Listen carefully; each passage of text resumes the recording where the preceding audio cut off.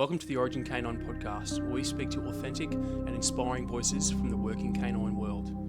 Listen to this episode, subscribe to the podcast, follow us on social media, and go to origink9.com. Enjoy the show.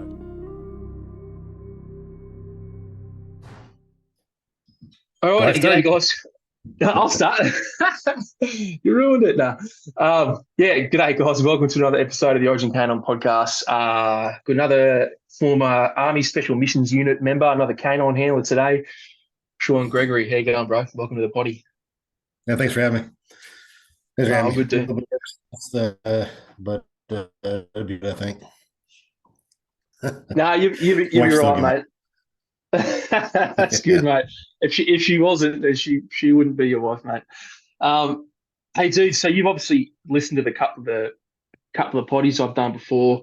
The first thing I'm going to hit, mate, is your childhood growing up, and then some of your major influences when it came to joining the military. That's a story in itself. That's yeah, no sweat. Go ahead, give it a shot. Yeah, or mate, just in general, just growing up. So where'd you grow up? What was childhood like, good or bad? And then, how'd that affect you getting into the military? So I was a agency baby. Both my parents worked for the agency here in the States. So I was born in Washington State. When I was about a month old, we went to Virginia. That's where all the offices are at. I don't remember it because I was young, I was a baby. From there, we went to Khartoum, Sudan, and did a couple years in Sudan. There at the pretty good time. Don't remember that at all, except for the pictures of what they got. From there, we went to Poland. Yeah, went to Poland before the wall came down. A couple years there, bits and pieces, remember that. From Poland, we went to Greece, Athens. A couple years in Athens. That was a pretty good time. Remember that a little bit more. And then after Athens, we went to Brazil for a couple year tour. And then from there, got back to the States in 89. So I was born in 78. So 11 years later, back to 89, back into the U.S., back to Virginia. And from there, middle school and high school, through Virginia, then into the Army. With Dad's job, Mom's job too, but I spent a lot of time at the embassies overseas, and therefore a lot of time with the Marine Guard, which was, from what I can remember, pretty fun. But that kind of influenced me in the military gig. I wanted to do that. I wanted to go to the military. Didn't know what for or why yet, but for some reason I wanted to be a Marine. Just that was it. Just want to be Marine because they look cool. Pretty good childhood. Nothing really crazy about it. Dad was obviously shift working and all that kind of stuff. So his relationship was a little rocky to start with. We're all good now, though. A lot of that stuff came out with the little issues Katie and I had coming out when I was seeing the therapist. But so went to middle school and high school in Sterling, Virginia, is right outside Dulles Airport area. Right now it's called the DC area, but back then it was Sterling. Senior year of high school, went to talk to the Marine recruiter, and for some reason I wanted to be a cook. That's the job I had.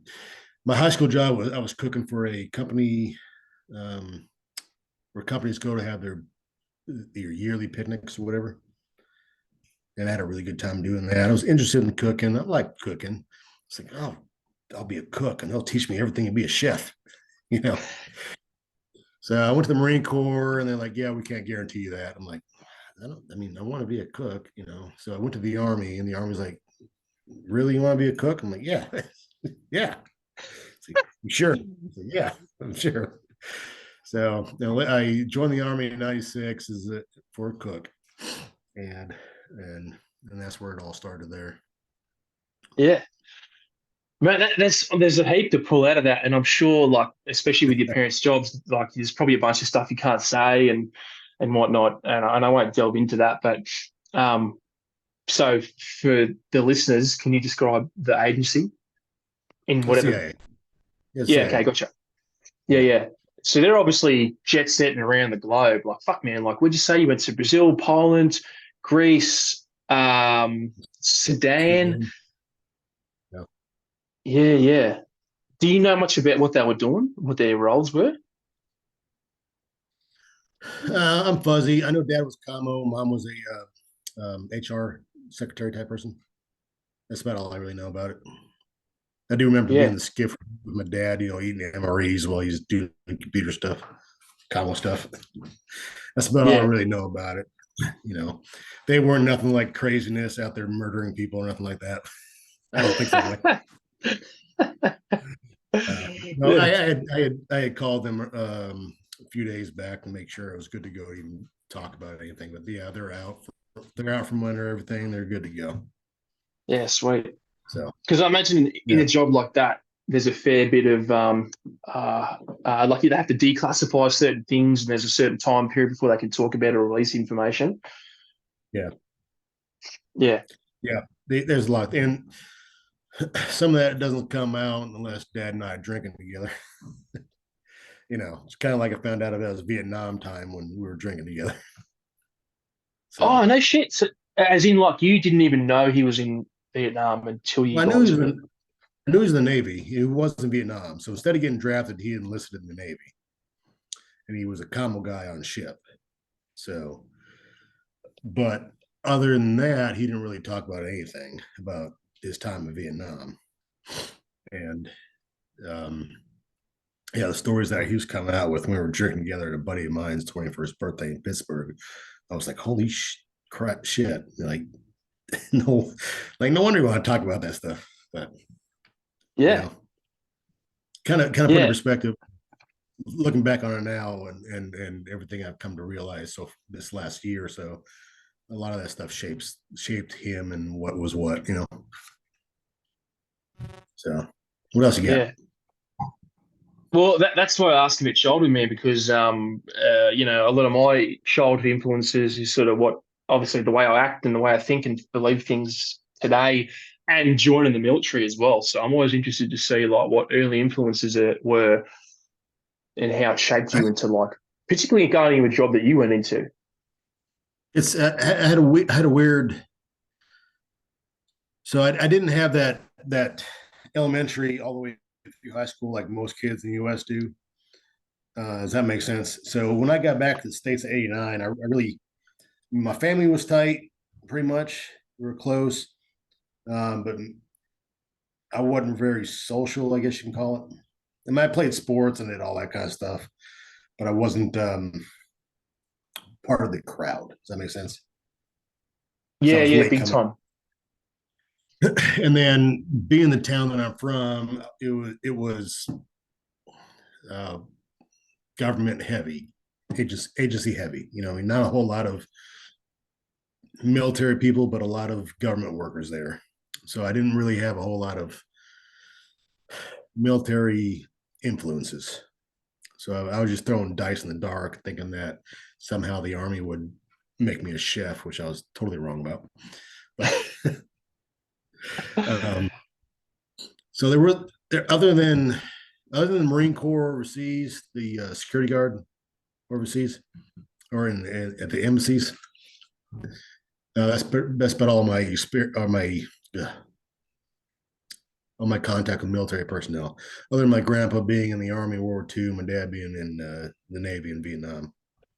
Yeah. So normal kid stuff during middle school and high school: football, baseball, track. If you can believe it, being a fat kid, I ran track. uh, Still kind of not really. Wasn't really in the crowd, but I was friends with everybody. If that made sense. So, got to high school. Um, somehow I had a learning disability some way or another. I found this out years later, but teachers always thought I was on the special side of things, if you want to call it that. So I remember being in high school and I was thinking, I think I'm going to do the college classes and all that kind of stuff. And my guidance counselor at the time was like, yeah, no, you're not smart enough for that. I was like, what? And then so I went the vocational route. So in the last 2 years of high school, I went to a vocational school and did carpentry half the days, so half the year. Came out of high school, graduated and all that. Wasn't going to go college for football because I wasn't that big. Yeah, I was center on the football team, so at 210 pounds, that's not big at all. Not making a college that, and college wasn't a thing for me. I wasn't. I knew I was going to waste my money if I went to college. Does that make sense? Yeah, 100%. I'm a smart guy. I know what I'm doing, but the academic setting is not conducive for me. So, coming out of high school, I had a offer to go to Newport News Shipbuilding to apprentice as a carpenter, which is a pretty good gig up in Norfolk, Virginia. And then I was talking to the Army recruiter then. And ultimately the Army won out. So I went to the Army as a cook, and whatever reason that was, my whole plan was 4 years in the Army as a cook, get out, start working at a restaurant, become a chef. Does that make sense?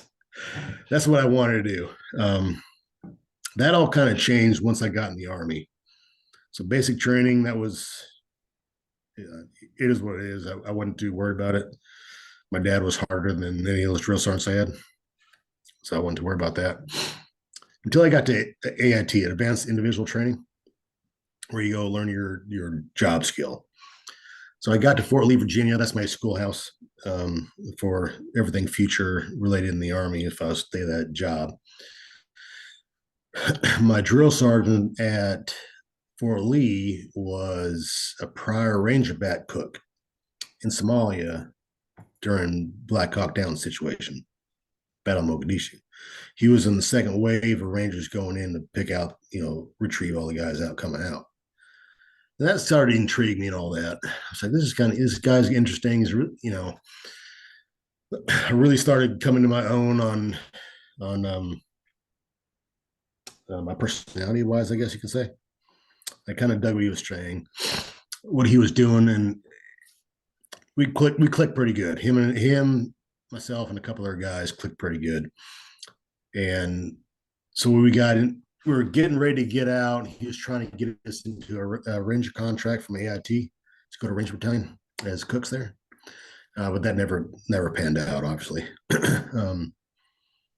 So yeah, that was the early things and what I got in there. Not a whole lot of influences for the military wise outside of all my family's been in the military in some shape or form, and then the Marine Corps or embassy guard over there. Yeah. So if you joined in 96, you would have done your 4-year contract. So that takes you up to 2000. Did you stay in after that? Because obviously that's leading into September 11 now. Yeah. So we're talking really early days, war on terror. So 96, joined AIT and all that stuff. First duty station was at Fort Lewis, Washington, and at 25th ID, 25th Infantry Division at Lewis. Like the main command is at Schofield Barracks, Hawaii. They had one battalion up there at Fort Lewis. Really good time up there. Had a great time doing the job. Army does not train you to be a fucking cook at all. I gotta stop swearing because my mom wants to see this. The Army teaching you how to read recipe cards and put slop out there for the guys to eat, and that's what I did for 97, 98, a couple years at Lewis. had a great time, all the normal young soldier stuff. My first mess sergeant I had there was a Vietnam holdover, old black guy that couldn't read or write, but he'd lay the hammer down in a heartbeat, that kind of stuff. We never got written counseling there. My first duty station, it was all like, let's go out back and beat the crap out of each other, and then we're going to see who's right type of deal, So it's 25th ID being a straight leg infantry battalion. We walked everywhere. We didn't have any vehicles in our battalion, so we had to get the transportation people come and get it and take our shit out there. And we walk out with all 11 Bravos and whatnot and walk back with them. I enjoyed that. I liked that. And I was built for it. I was pretty good at carrying a lot of weight for time. I enjoyed it. We were down the street from Second Range Battalion. Yep. And we just go chow hall, mess halls around the base. They trade between each other quite a bit, right? So we used to do a lot of trading with the second bat guys, and I was always I liked what they were doing over there. I liked what I saw when I go over there, what they were doing and all that kind of stuff. And I was always asking them, how can I get over here to be in the Ranger Battalion? It's like, well, you got to be airborne first, and then this and that. I'm like, well, shit, I'm not that at all, So 98, yeah, 1998. I was doing really good in battalion. I was actually beating out some of the mortarmen and all that kind of stuff on road marches, which is it's odd, but I was built for it. I got sent to air assault school down at Schofield Barracks, Hawaii. A couple weeks down there, learning how to sling load stuff, repelling out helicopters and whatnot. It was a good school, really, really intense school. Learned a lot. It was a good school. Came back from there, and I said, well, I'm gonna give this Army thing another shot. I'm gonna go to a more high-speed unit. I'm gonna re-enlist to go airborne and go to the 82nd. I did that in 99. Yep. So I left Lewis 99, drove across country to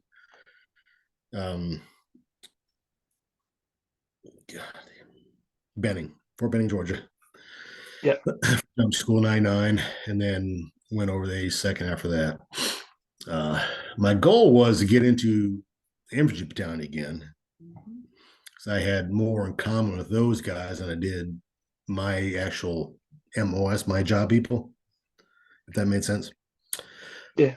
So I got the replacement battalion out there, and I was trying to figure out where I was going. I was going up and down our dens, trying to go to the different chow halls from the infantry battalions, trying to see if I can get over there, and nothing really panned out.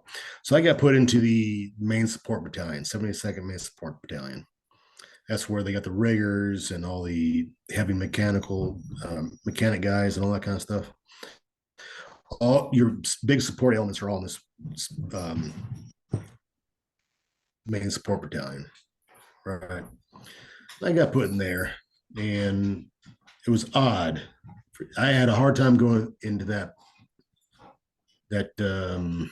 environment. It's coming out of Lewis as an E4 specialist, that E3s and below, I wasn't NCO.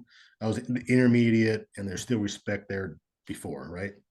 So everything during work times was yes specialist, no specialist, and all that kind of stuff, right? And I get to the 82nd, I walk in the chow hall I'm supposed to be working at, and I find the first E3 I can find, and I'm like, hey, where's the mess sergeant at? And he's like, fuck, I don't know, man.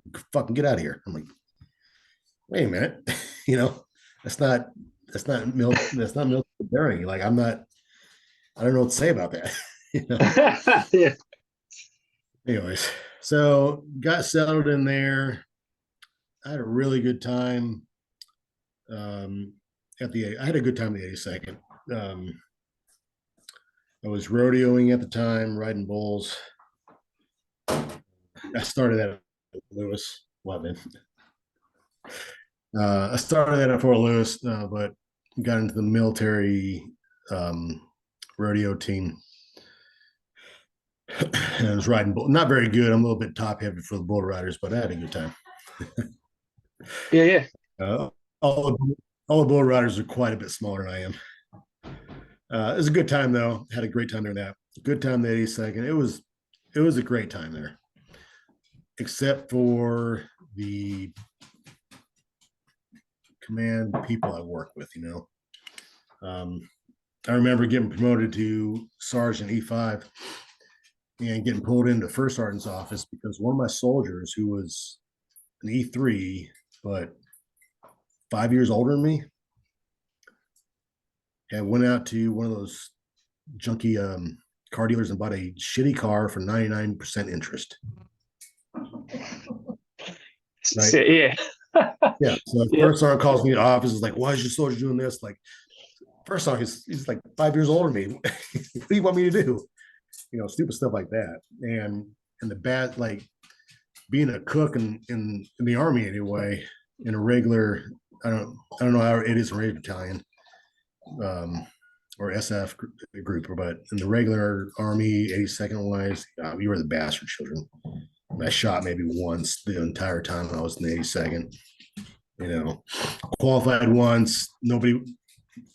We had two commands there, 72nd and I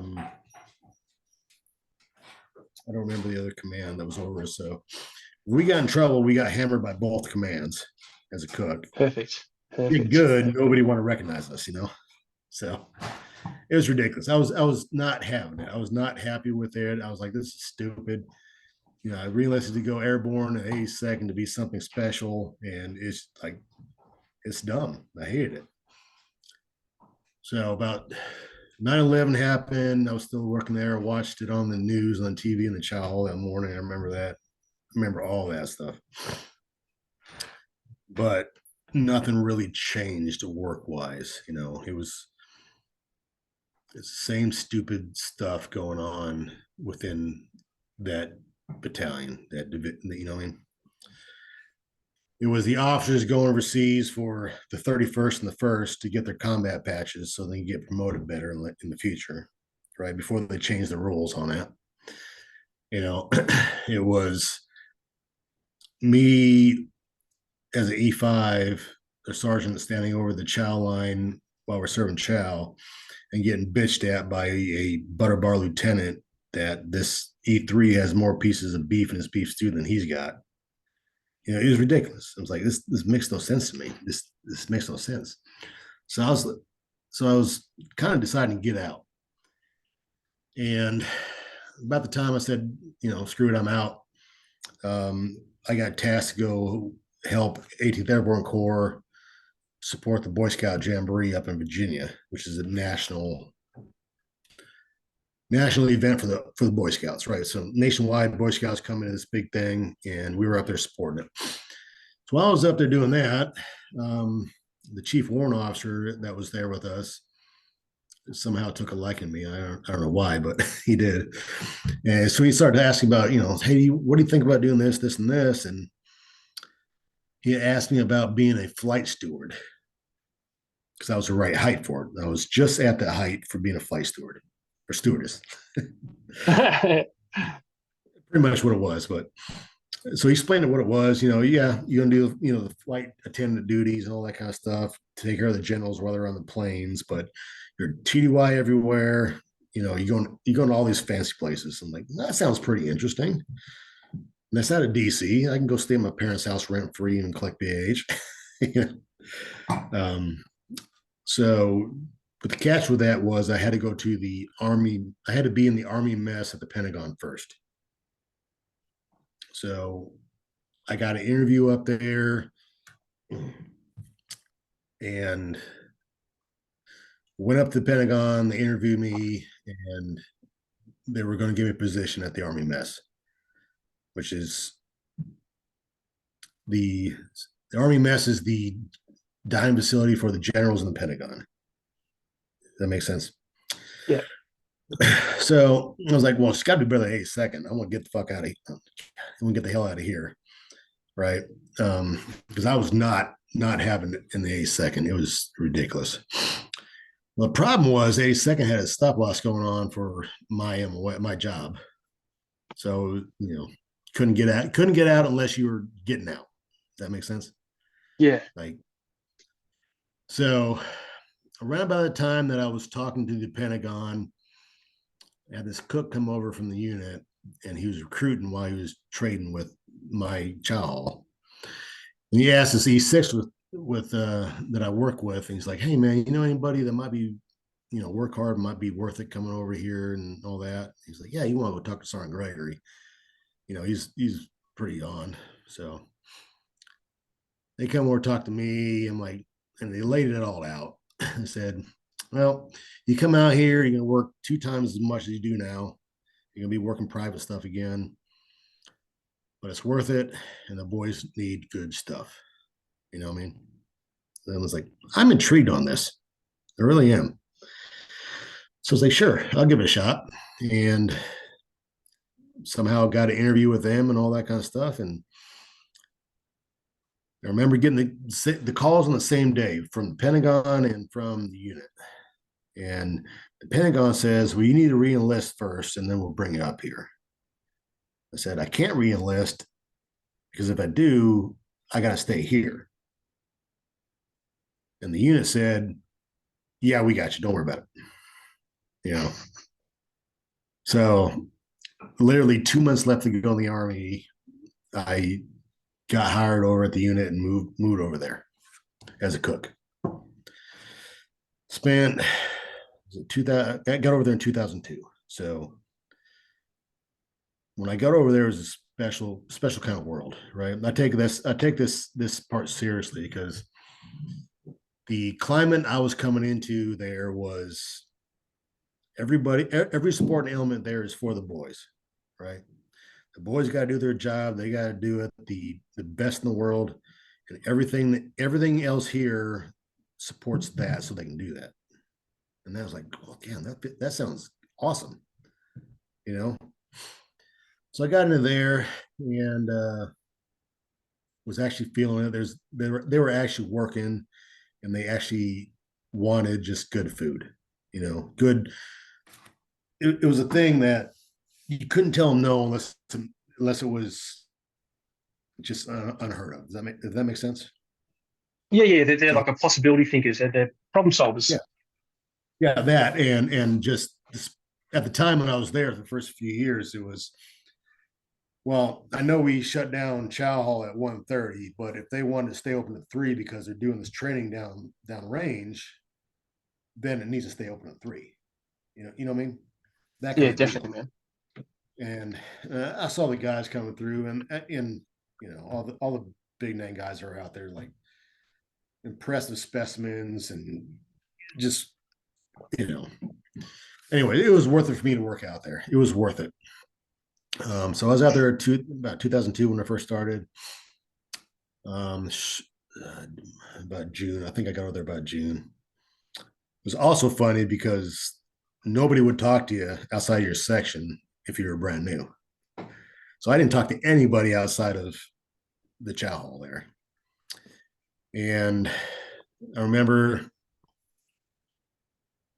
about November time frame, 82nd was supporting the guys, and they had gotten all the operators sick from making Kool-Aid out of the river water or some shit like that. Yeah. So the unit was like, yeah, we're done with that stuff. We're going to start sending our own people over there. And I was one of the first 2 cooks to deploy with the unit. Afghanistan,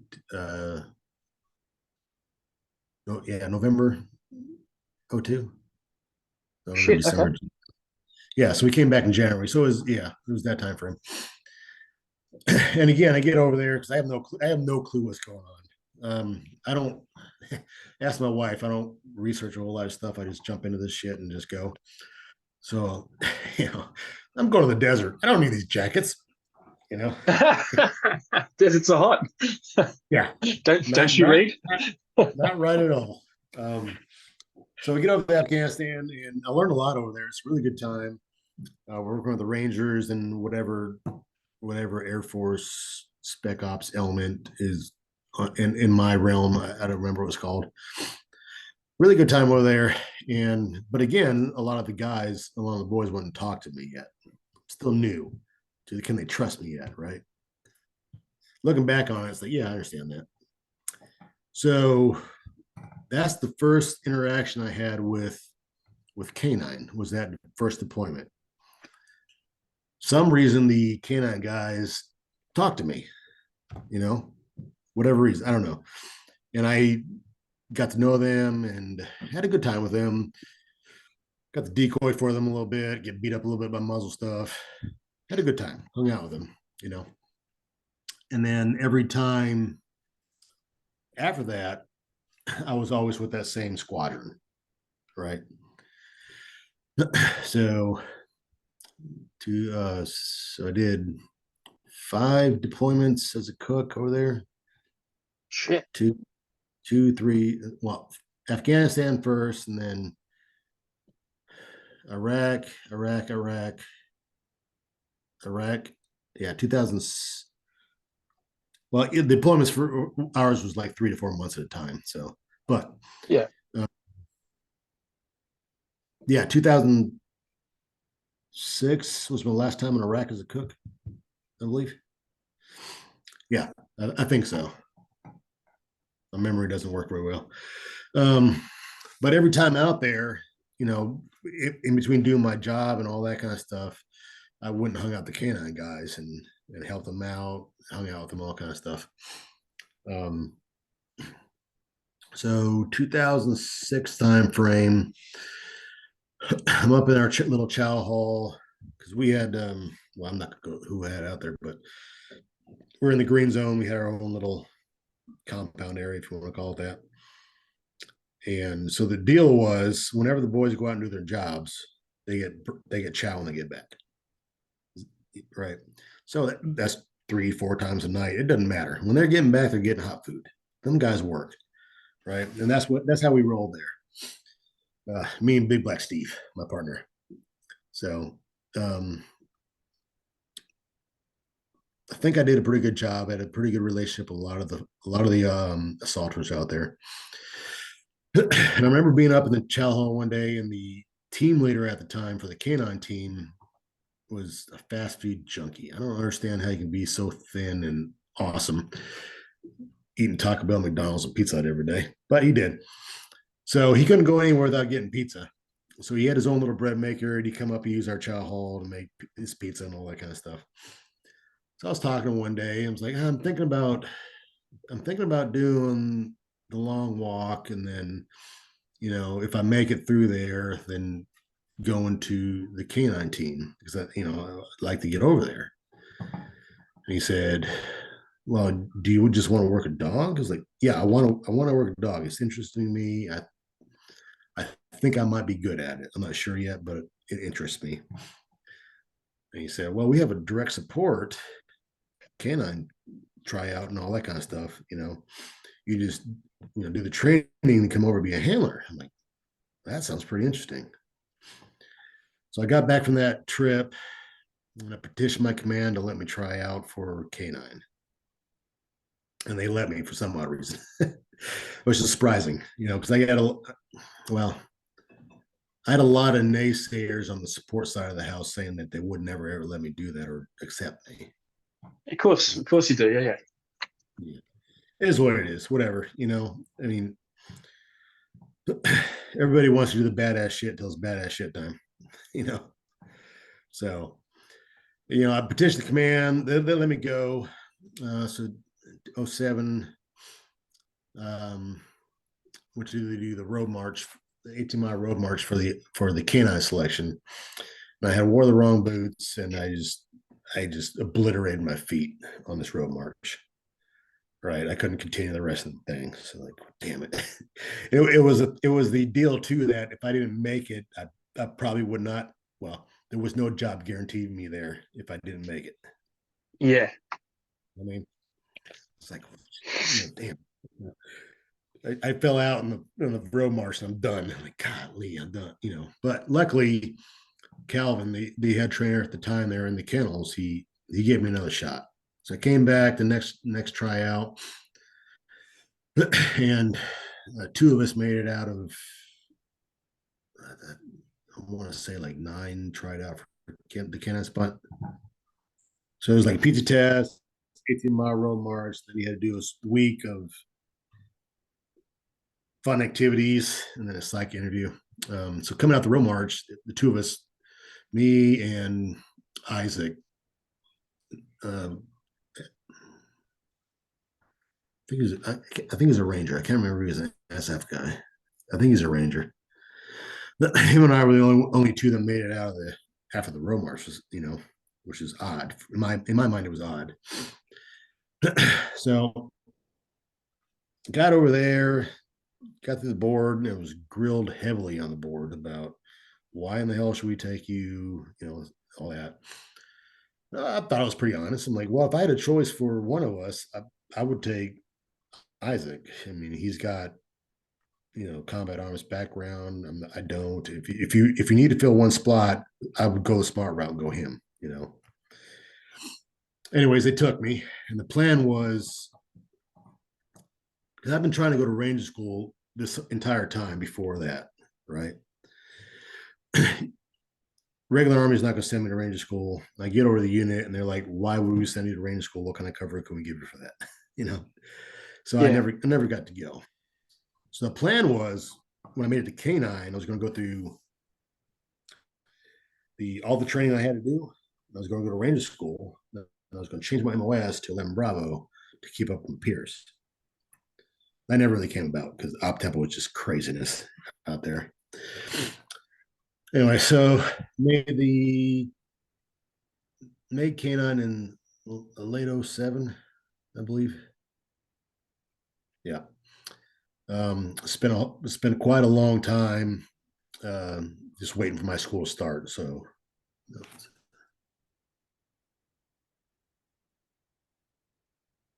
God dang on it.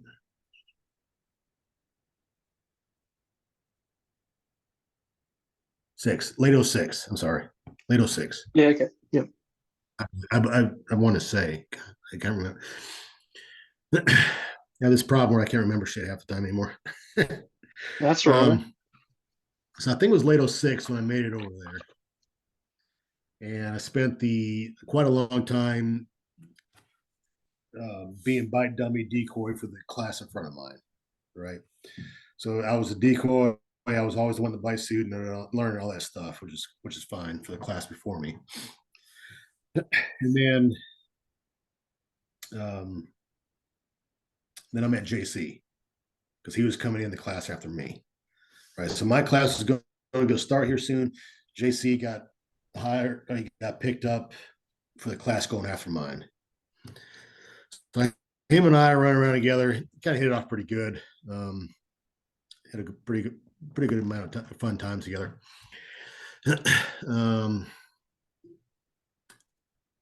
So transition over to my time to train. Went to what we call the direct support training class. Yeah.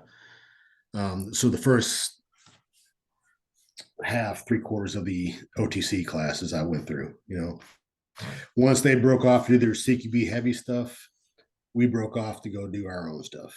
Does that make sense? Yeah. So you don't need to go through the full operator pipeline. No. I think they do now, maybe. Actually, I probably shouldn't say that, but no. When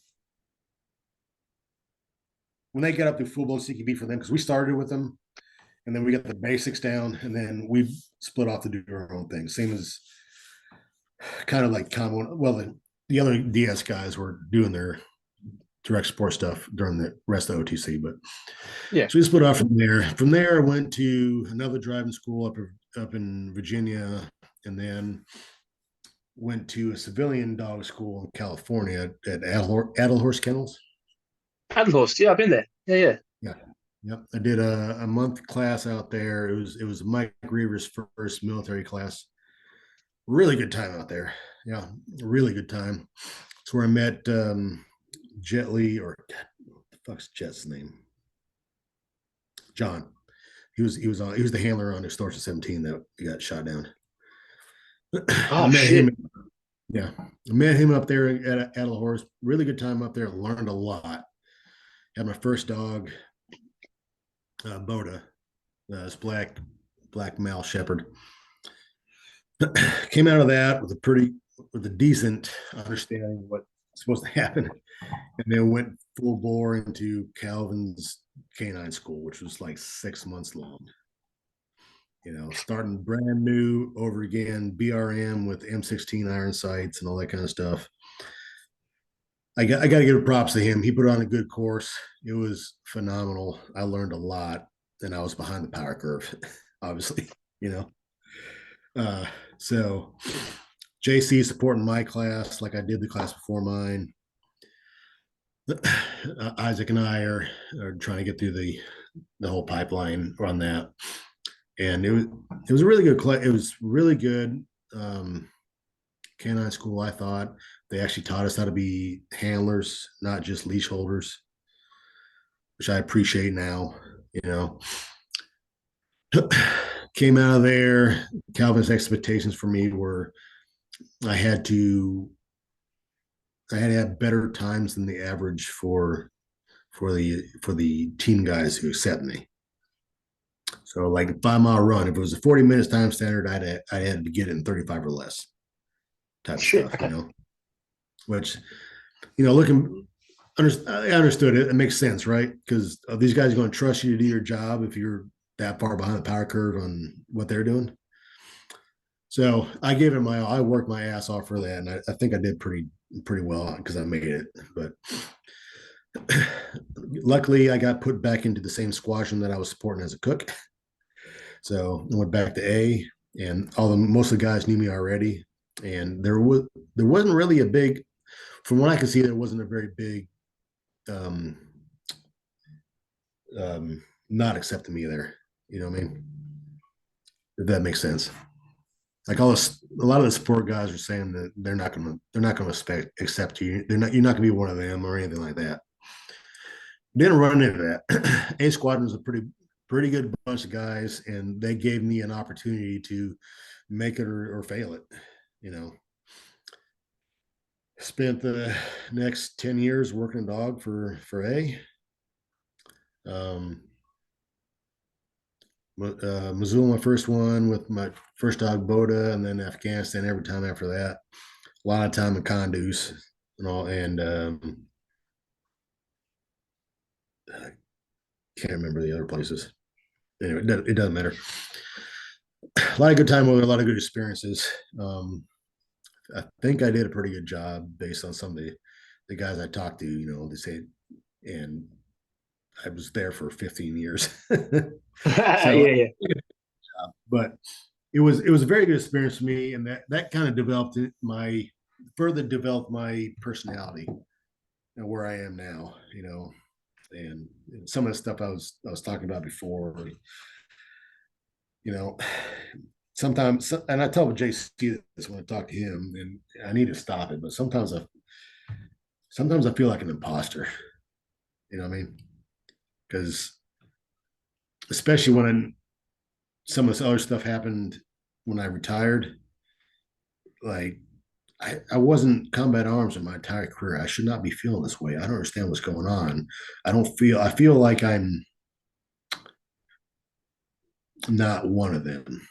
You know what I mean? I'm not a Rick Hogg. I wasn't an operator or anything. I was a direct support handler. But still sometimes I feel like I was just playing the game and not being for real. So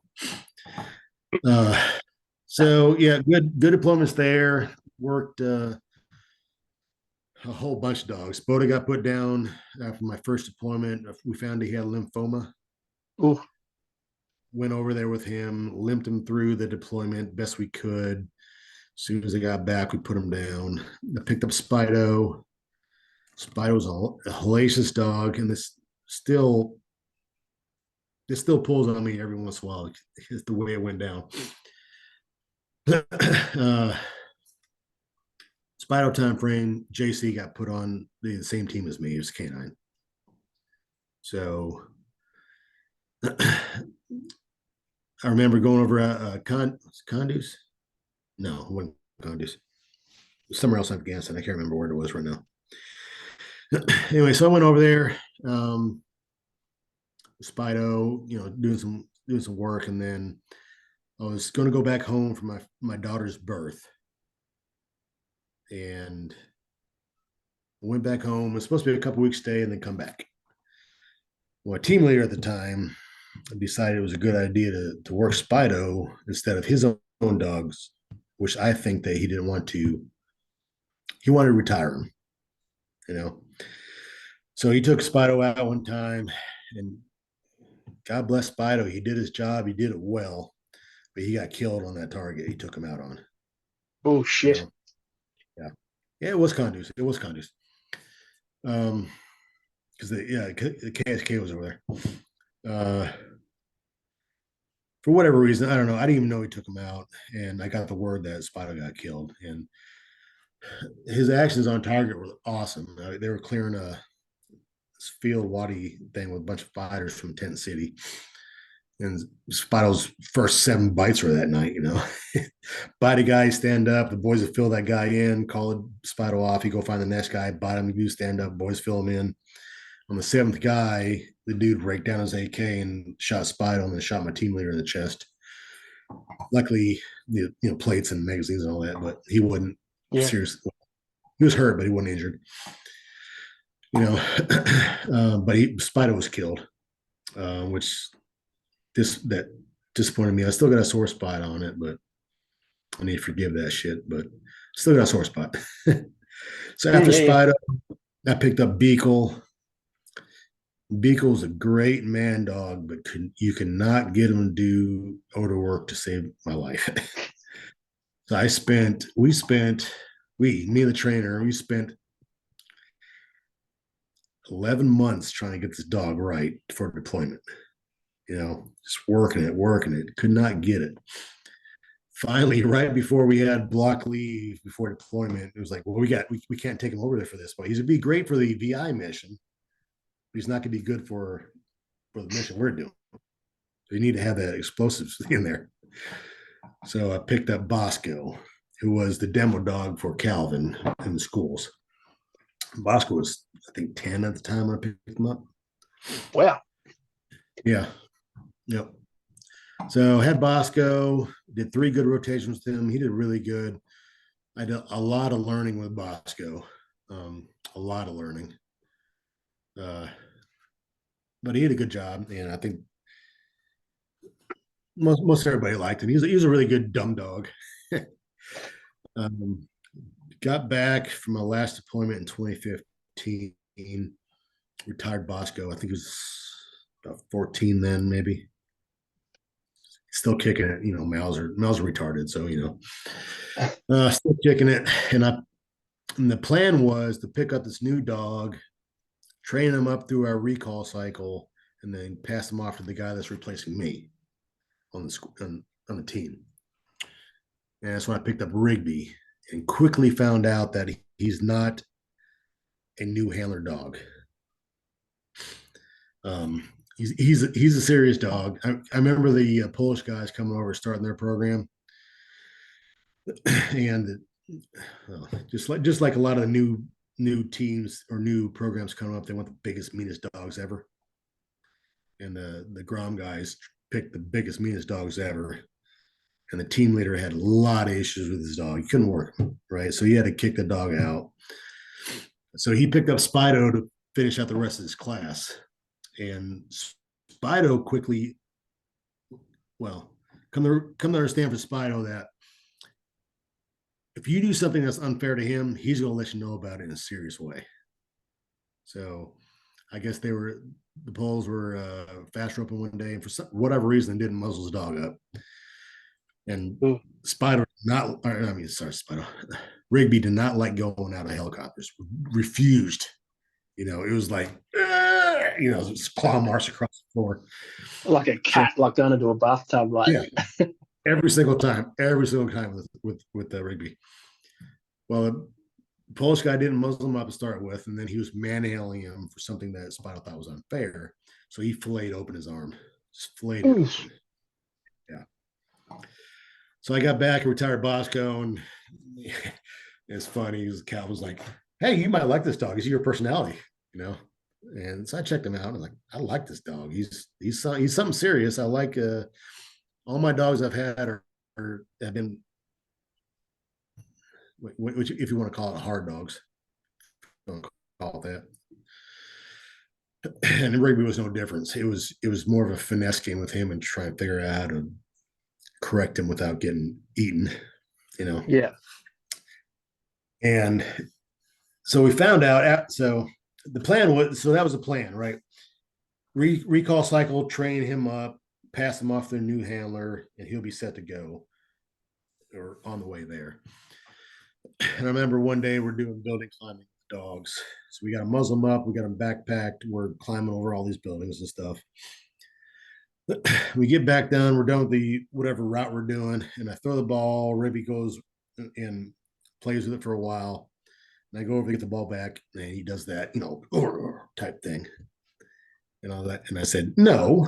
He grabbed the ball. I said, Los. And I yanked the ball from him. And he said, no, motherfucker. And he came up and just smashed me on my nose and broke my nose. Oh shit! And got to a nice little fist fight in the middle of this street with every other handler from every other squadron watching us. So that was fun. That's when we realized, like, sorry, Ed, I can't give you this dog. You're going to get eaten. Yeah. So I was retiring out about 2016. I was retiring out, and so I put it out to the rest of the other teams. Like, does anybody want Rigby? He's a great dog. He works great. He's got a weird personality with the toy thing, but other than that, he doesn't mess anybody. He works great. And every one of the handlers was like, no, we're gonna put him down when he retire. I'm like, oh shit. That's wrong. So about that time, I was also talking to Charlotte Police Department out here in North Carolina. The sergeant of the K9 team at the time, we were good acquaintances from the time we were training prior. We used to come up a few years to train with them guys. So we were good acquaintances. And I had called him. I was like, hey, what's the chances if I made K9 working Rigby on the street in Charlotte? And he was like, yeah, great, like, sweet. So I told these guys, well, I'm retiring Rigby. And they're like, okay. So I had 2 dumbass males in my house, plus an Akita, plus a pit bull, in my apartment, I should say. Yeah. Just by the time Katie and I were dating. So retired Rigby. We came to Charlotte and all that mess that happened after that. Any questions? Yeah, I'm gonna take because I want to. You mentioned a few things, and I want to put some context to it. So JC is Jean-Claude LeBlanc, obviously another handler with the unit. And obviously the reason you and I met is because, and we're skipping ahead here, you guys have started the AT K9 conference, which is where I was last year. He did. He started it. Mark Plonsky. I'm sorry, I keep messing that name up. Yeah, John me too. B. I try. Yeah. And the Iron Dog guy. What? Paul Ludwig. Yep. So they're all board members of the AT K9 conference. I help out JC quite a bit with the DA K9 whenever I can, direct action K9 stuff. Yeah. So other than trying to find sponsors for the AT K9, that's about all my involvement in that is. But yeah, I met you up at the last conference there. It was a good time. Yeah. So that's the context, obviously, for JC. You guys have worked in the units together, and then later on, you've sort of joined up doing the AT K9 thing. Yeah. Mate, I want to pick a couple of bits in your career. So, like, you did 10 years in the unit as a handler. How many deployments did you do? 6 deployments, handler said? 6, 7? I did 15 total. I think 10 as a handler, 5 as a cook. Okay. So I'm pretty sure that's what it was. Yeah. anything more than one deployment with the unit is significant, right? So 10, that's even better. So obviously the first trip was Iraq, the rest of them Afghanistan. What year was that first trip, that Mosul trip? For a handler? Yeah, for you. Yeah, as a handler. 2007 and 2008. I was over there for the holidays, so I think it was 2007 over 2008. Yeah. Yeah. And they weren't fucking around at that time, right? That was like you guys are going out multiple times a night, whacking a million dudes, and it Well, was. they were. Me being the new guy, I went out the Rangers quite a bit to start with, just to get my feet, going all of that. Had a lot of good experiences where Boda and I didn't find it, but Boda found those IEDs that one night in the rice cooker. About shit my pants, but a lot of experience going out the Rangers. Them guys roll heavy. And then when Timmy went back home, I replaced him at going out with our guys for the rest of the deployment. So Yeah. wasn't as active then with our guys until towards the end of the deployment because I had to get my feet wet with the Rangers first. Yeah. Can you give us a rundown? Like, I mean, fuck, man. Even as a DS, as a direct support to the unit, you're probably doing things a lot of other dog handlers have never done. So, can you give us a rundown on, like, whilst you're working with the assault teams, what's the sort of typical scenario you guys are running? Well, it depended on what we had up there. So in the beginning, we had six dog teams on the team, right? We had 3 operators and 3 DS guys. So the overall idea was the operator handlers were at the breach with the guys if they're going to clear with the dog. The DS guys were on the backside waiting for squirters, which were a lot of the action happened with the K9 guys. But I was good with it. That's the way it started, and that's the way it was. They were trying to pattern to be, but as I know, K9s are usually not the first thought about group. So kind of at the end there, the last few years it was JC and I on the team. That's it. So, I wasn't an operator. I wasn't an SF guy. But I still had to be competent in everything they did, right? Because they're not going to take me on target. And if something happens to my dog, then they're not going to bring along a bag of shit. Right? Yeah. I need to be able to support them, do what they need to do. Not necessarily clearing with the teams, but I had to be competent in the jobs. Yeah. They had.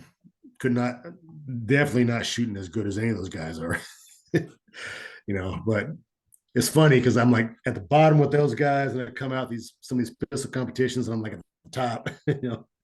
But so yeah, competent and willing to work is what they wanted. At the end of the time there, it was JC and I, both DS handlers, and it was, well, they're going to clear the dog. It's us, So there's no, so we had training wise, it was full days of breaking down into shooting, CQB, dog skills, med skills, just a constant rotation during the training week. Yeah. For the whole week. So, I wasn't obviously because I had a dog to worry about and put most of my focus onto. Right. I can't run through a house as fast as the team guys can. I can hold my own. Not a horrible shot either, and that's what they expected. That's what we gave them, right? We gave them a product that if they needed a dog to go in and do something or us to do something that was going to happen, it was going to happen right. That's what our goal was. Yeah. And I mean, look, even sorry, go ahead. No, go ahead. I was going to say, even just for people listening, like the way you refer to it is like, yes, you're the support guy, but I mean, at the end of the day, you're either in the assault or you're one tactical behind the assault. So you're still like the bullets is just the bullets are just as real for you. as they are for an operator, right? A couple of meters away. Yeah. I mean, usually when, unless it was pre-planned, pre-planned from the beginning, like, breach bang dog, I'm coming in with my element, the troop commander, troop sergeant major, medic. I usually ran around the EOD guy a lot. We're coming in right behind them if we're going to do squirter control or anything like that. So it was a good challenging time. Yeah. Did you get to engage anyone in that time? Like, were you that close, or were you sort of just a couple of tactical bounds behind it? The operator guys were already onto it. Yeah, very by target. Very by target. We weren't too far behind them, if we were at all. When we hit the X together and we all sprinted the target together. Every once in a while they get into a tick on the other side of the compound building. I'll be on this side of it, and that's about it. Yeah. We were there. Every direct support element there was there for them when they needed us. Does that make sense? Yeah, definitely. Yeah, definitely, man. Yeah. If they call for a dog, it was going to be maybe a minute, no more, versus I had to come in from a little ways away. But so that's where we were at, all of us, all the DS guys. We were there when they needed us, if they needed us. And even when you're with the Rangers on the, say, doing like a cordon or something, do you get to fucking smash any squares on that trip? I didn't do a whole lot of the cordon stuff with them. When I went out with them, there was a lot of their own targets and what they did. Oh, gotcha. Yeah. So again, supporting them the same way. If they needed me to go push the dog out to check some areas on a walk in on the way in, I do that and bring them back. Get the target building. They do whatever we're going to do for the assault, whether it be a direct assault or a call out, whatever it may be. If I'm not going to leave with the dog, then I'm going to be where I think that if somebody runs, then I'll be that area to be more effective. And then I come in post assault and start doing my bomb sweeps and stuff. And that's main jobs of what we did there. Yeah. Did you get any bites on that first trip? No. No, it didn't. Yeah. But then you said you put that dog down as soon as you got back, basically, because he had that lymphoma. Yep. Actually, he stopped working about a month before we came back. I had to keep him because they sent me over to Blue Juice to do it myself. Like, I'm not doing this shit. So I kept for the last month, he was muzzled in the kennel. Yeah. He was eating his feet and all that kind of shit. Ah, man, that's ugly, bro. Yeah. That's terrible. But he did a good job. It was funny because during all the train up and all that, we could not get him to sit on source. Could not. You'd point like a pointer. And then I'm out at the Rangers one night, and we're hitting this ID facilitators compound. And they do the deal. They get the guy up, and I'm running Boda around the house there, and they come across. Remember the big rice storage bins or cookers they had out there? Big central thing, about maybe 3-4 feet tall, 3 feet tall, maybe. That's where I store all the rice at. So come around, and Boda noses this thing and then slams his ass on the ground. I'm like, that's weird. I'm like, hey, can you come over and check this shit out? Yeah, it was like he had three IDs ready to go out for 2 Iraqi army positions and a Iraqi police station. So yeah, Boda did good work out there. Yeah, that's a good find, man. How'd you know that they were specifically for those units? Were they like marked in the paperwork? That's what they told them. Yeah, when they did the SSE and BIT and all that, or battlefield interrogation and stuff like that, that's where it came out of, where they were going to. Yeah, fucking lucky. Did you tell those guys? I didn't know who they were. I was just like, It's, Yeah, can't believe you yeah, shit set and I shit my pants, guys. So, yeah. Yeah, nice, man. And so obviously the again a bit of context and I like help me understand this one as well. From what I understand, the unit, so Army Special Missions Unit had Iraq in those early days for the most part, and then the dev guys had Afghanistan. And at some point there was a bit of a switch, wasn't there? I want to say, yeah, I think so. I want to say, I think so, yeah. Yeah. My memory was, there's a lot of stuff that I just didn't pay attention to because I just wanted to train my dog and all that kind of stuff. Yeah, You it's know, in that 3 foot world, yeah.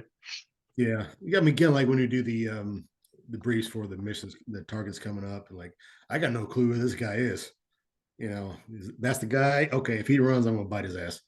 But other than that, I don't know any of these people. Yeah, yeah, exactly. Yeah. And I was kind of the same, right? Sometimes a lot of the bigger context I never really give a fuck about. Yeah. I mean, I Yeah, the can guys now are because asking. it's history. Yeah, some of the guys are asking, remember so and so's target? I'm like, no clue who that is. Hey, the Araby looking guy with the beard. Ah, yeah, Yeah. that guy. Wearing man dress. Oh yeah, okay. Yeah. Oh, the baddie, Jafar from Aladdin. Yeah. So, mate, tell us about what it was like switching from Iraq to Afghanistan. I mean, obviously, it's the same. The units has the same role, but can you give us an example of like the kind of missions you were doing in Afghanistan? Uh, a lot of the similar stuff. I mean, I think towards the end of Iraq, we were just serving warrants and more or less for the Iraqi government. Moving to Afghanistan, not a whole lot of switch on my job role. A little more difficulty in the workups. I think they had for the target buildups, and then obviously coming in Afghanistan was the trains differently. Trying to get there is different than Iraq, right? So we put a lot of effort into route clearances with the dogs, so doing these walk-ins. Our EOD guys are phenomenal, so we didn't really lead with the dog a whole lot, but we push up for like choke points and whatnot when they needed us to push up for. So a lot of walk-ins, a lot of offset infills, a lot of call-outs, a lot more call-outs in Afghanistan. But Afghanistan seemed to be more IED heavy, you know.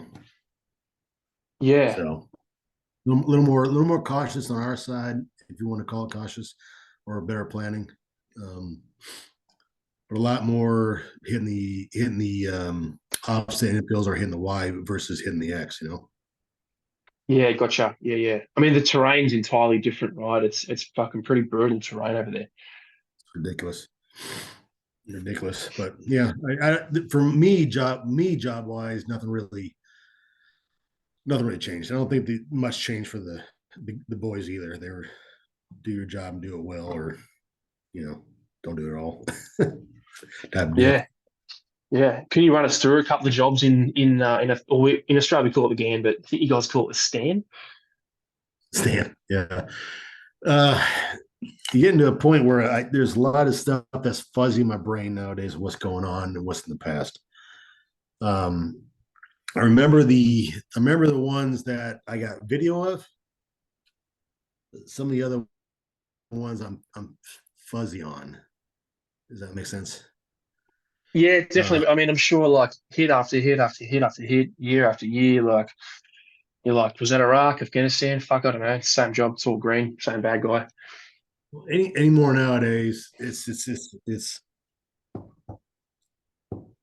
I have a hard time remembering a lot of stuff. I have to have notes on my phone, calendar. It's bad when I can't remember how to spell my wife's name. You know what I mean? Is that So a that's is that a TBI thing? Is that those memory things? Is that military service? I think so. I got VA diagnosed me with that, and I got the TBIs. you know, um, a lot of good whacks in the head, a lot of concussions, and you've been around the explosive breaches before. The interior exterior breach is going to rock your ass, and those heavy weapons like the AT-4s and all that going to rock you. And my dumb ass didn't really take care of myself. You know, Yeah. I just like get rocked and then just keep on going. Because the boys needed me. The boys needed the dog. I was going to do it. My last big train up before we retired, I tore my PCL on one of the training targets in my left knee, and I put a knee brace on it and I taped it and then kept on going. So not too smart. So, And how's the knee now? Good? it's terrible, terrible, terrible. So yeah, uh, yes, a lot of this, they got bits and pieces here and there. Any, all these good stories that people have. I don't have a whole lot of those because I can't remember unless somebody jogs my memory. I went to a buddy of mine's, really good buddy of mine's wedding from the 82nd. And he's like, so and so's coming out here. I'm like, who's that? It's like, you don't remember him at all? I was like, no, who is that? Like, we used to party with him every weekend. You puked out the side of his truck every weekend coming out. I was like, I don't know what you're talking about, I'll never do that. Yeah, that's a fun time, right? Yeah. So, there's a couple that stick out to me just because I have video on it and I watch every once in a while. And I haven't looked at any of my photos in a while, so I need to because I like reminiscing on that stuff. But I remember one of the first bites Bosco had, good bites he had. We hit this compound. I think it was deemed hostile. So anybody that ran was fair game. So they hit it. They're doing the call out and stuff, and I'm backside doing the black side security, and we get the squirt call from the ISR. There's two what looks to be military-aged males crawling through this field behind the target building. So one of the teams grabs me up. We go out there. We set up on the, do the L shape at the at whatever field it was at. I send Bosco. They call him out first, and then they bang it, and then they send Bosco. And Bosco's running around. It's funny because the commentary by the Apache pilot's hilarious. But Bosco's running around, and he finds one of the guys and grabs him, and he's just flaying around. This dude's just falling all over the place, and the pilot's like, "Holy shit! Look at that!" And then, as soon as that happens, Bosco's just wearing this dude out, and the other guy stands up, and I hear one of the boys say, "It's a fucking kid." God, So I called Bosco off back to me, and they brought the kids in. And sure enough, they were just two young boys frolicking in the early morning hours. Nothing in the middle of the night. Oh, really? Nothing to do with the target. And then I remember this is when I started understanding dog stuff a lot more. We had a target we went on, and we had chased this guy into his wadi, really thick wadi, right? You couldn't see a foot between you and the next guy from you, right? So we had blocked this off, and I'm trying to send Bosco to go find this guy, but he's not going into this really thick wadi stuff because what I come to understand later on now is it's dark and it looks like a wall to him, so there's no reason for him to go in, So one of the guys, Big Jimmy says, "Fuck this," and just starts walking into and he's like 6. He's huge. He's a big dude, big guy. So my sergeant major at the time was like, "God damn it, dog! Get out there in front of him." So I grab up Bosco and I run up behind Jimmy. Like I'm looking at Jimmy's middle back. That's how tall he is, right? I'm 5'8", and I throw Bosco out in front of him, and Bosco starts working. And we come to a stop, and I hear Jimmy's like, "What the fuck?" And I look over Jimmy's shoulder, and there's Bosco laying on top of this dude and just like smiling and wagging his tail. I'm like, I'm like, Bosco, still. And he's like, oh, and he grabs the guy. It was funny. And he was a bad dude? Yeah. He was the guy we were chasing. Nice. Nice. It was just funny. It's funny. You learn the dog stuff when you mess everything. Well, not mess it up, but things don't go right. Right. He didn't penetrate into the wadi area because, well, to him, I believe, at night it looks like a wall. Like you can't go through a wall. Yeah. And then Bosco was a prey monkey, and this guy was still as can be, just laying there. So Bosco just found him dead. So everything falls into place now. What I understand is going on. So yeah, there's a couple other ones too. I guess I'm gonna keep to myself just because it was good, and I don't want to give up too much about it. If that makes sense. Some of the stuff's on my own, but I mean overall it was a good time for me over there, and I worked the dogs the best I could to be in a position to reinforce the boys when they needed it. You know what I mean? Yeah. That was my whole thing. Yeah. So I mean, fuck man, like 10 deployments as a handler. Were you counting bites, or were you just like, some people they go, oh, how many people did you kill? And they're like, fuck, I don't know. Like that's one of those things. Like I didn't count it. I didn't count them. It's not necessary for me. My dog does a job, like working in the police world now, right? And that's a whole different animal with a shooting and dog bites in this world. But can my dog do the job? Can you locate a person?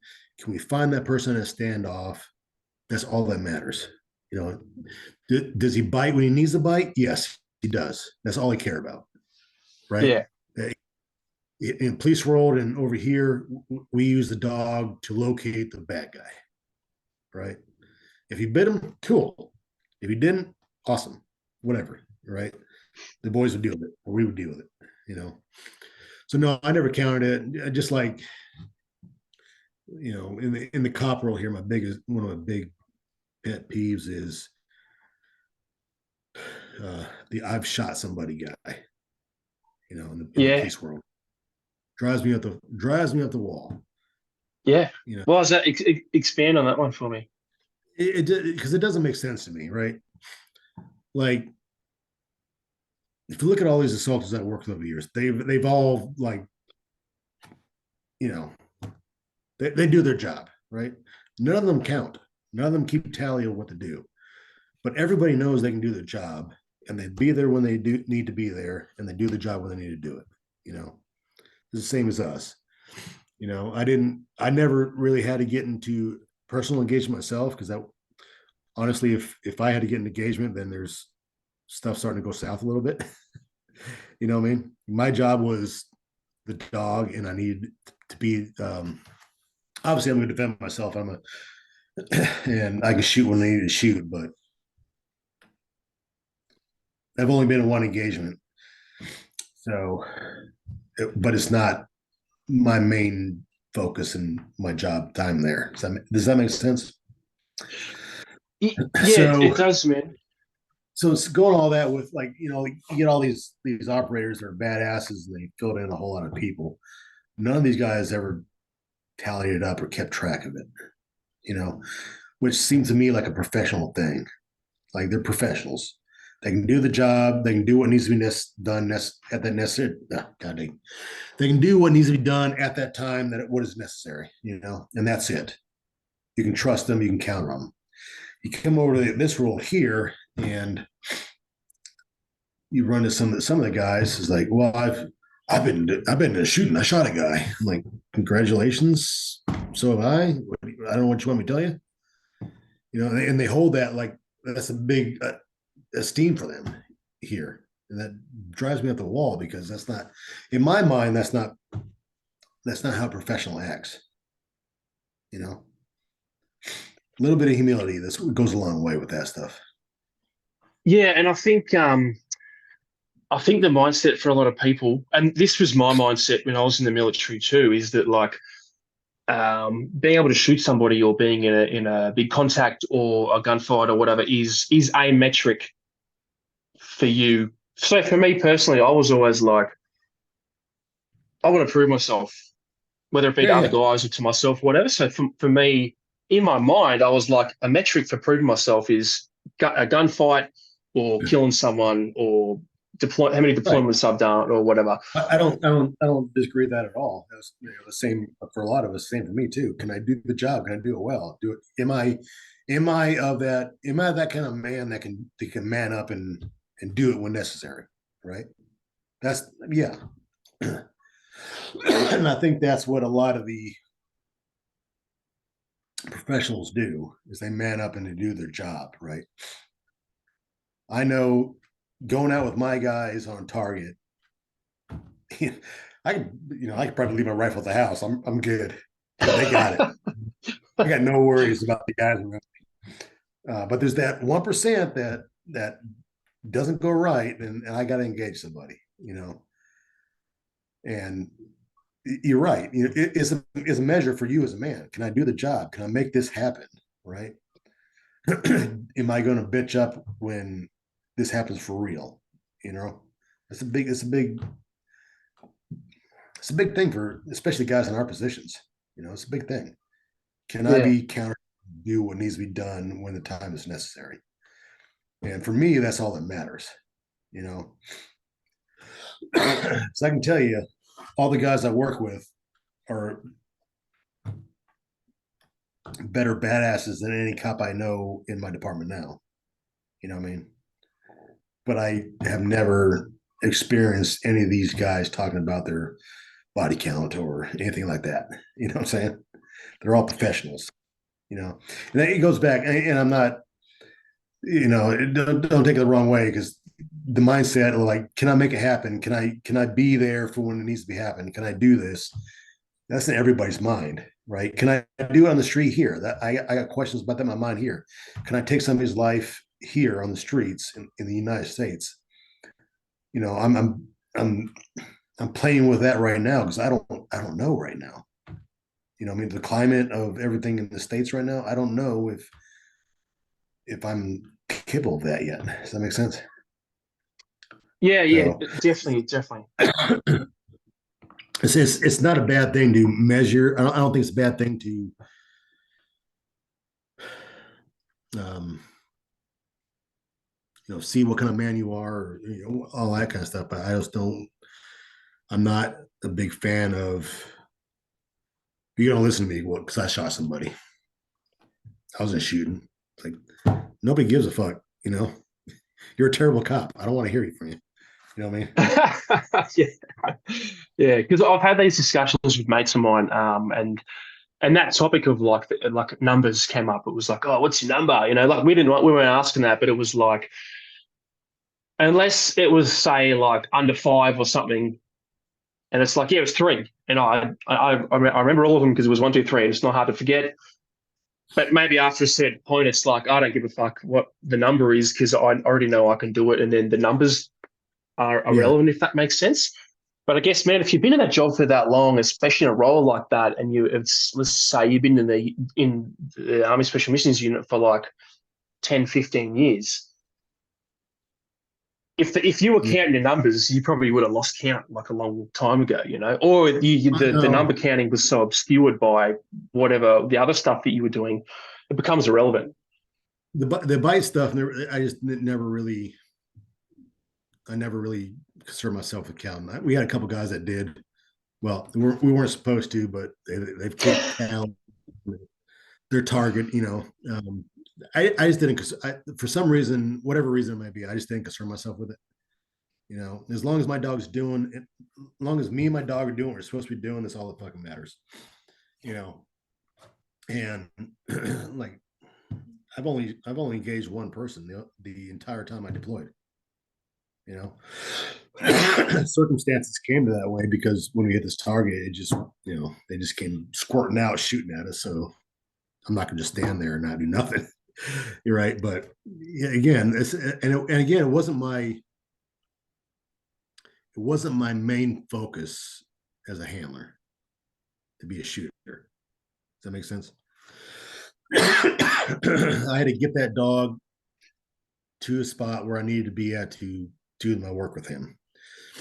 If I had to shoot or shoot anything, there was stuff was not going as planned. Does that make sense? Yeah, So, definitely. Yeah. at any given time, like honestly, any given target that I went on, especially the guys I worked with for 10 years out there, I could have took my rifle, I could have left it in the kit room and not worried about it. You know what I mean? Because if there's going to be stuff to get dealt with, they're going to deal with it. And I was going to do my job, you know? So that was me. And, you know, and all the guys that I knew over there that could have that clout or leg to stand on for body count, or I'm a badass because I shot this many people. They didn't do that. You know? Yeah, like it probably came from a place of insecurity as opposed to like, because I mean, like you said, if they're telling someone else in the unit that, they're probably like, bro, I've done that too. I don't care. Like that's cool, but we've all done it. Yeah. So that was my growing up, my understanding of stuff. And if you're going to get into the police world, that's a whole different conversation we're going to have. But yeah.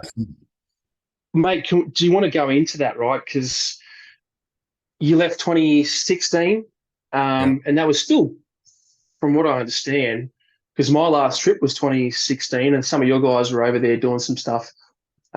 So op tempo was still pretty high up until 2016, right? Yeah, I think it was starting to taper off a little bit, maybe. For us, well, I guess we were over there during the cold season, so it wasn't fighting season. So it was tapering off for us, as to say. Yeah. So 2016, I turned down Sergeant Major for the third time. And I was like, well, if I turn it down again, the Army's going to put me out because I'm not keeping up my peers. But I don't want to make E9 and then leave the K9 job back to the regular Army to a job I disliked. You know, or you know, I could just try and throw all the dice and make it through. So I decided to retire. I wanted to work a dog again. So I decided to retire on that premise that I'm going to go to the police and I'm going to become a handler again. You know, and God given that thing, I made it there to a handler in Charlotte now. You know, so 16, internal leave and all that, and I started the academy here at Charlotte. August 2016. Yeah, I believe so. Yeah, something like that. Doesn't matter. With the academy, and then it was just like, it was not what I expected at all. No, I had, if it wasn't for dragging my girlfriend, fiance at the time, now wife, down to Charlotte with me, I was like, I might just quit this thing. This is stupid, you know. It's because you got. I don't know how much.